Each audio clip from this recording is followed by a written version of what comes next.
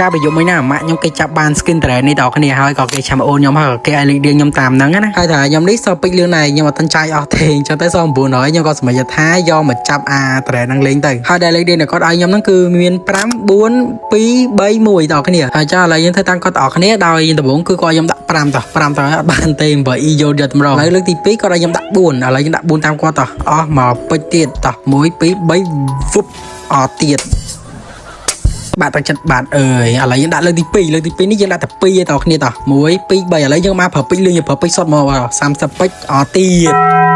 ចិត្តចាក់មួយណាឥឡូវយើងដាក់លើកទី4ដាក់ម្ដង3តោះ1 2 3ប៉ុកអត់ទៀត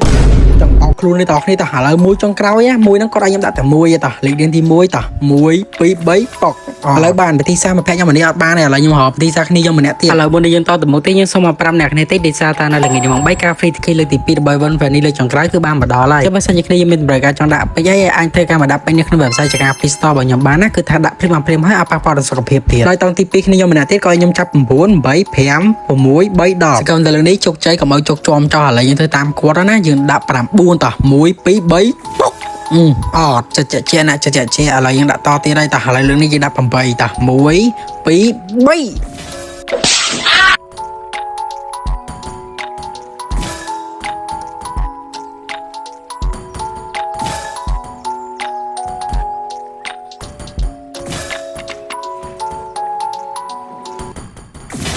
3អូចាប់អត់ចាប់អត់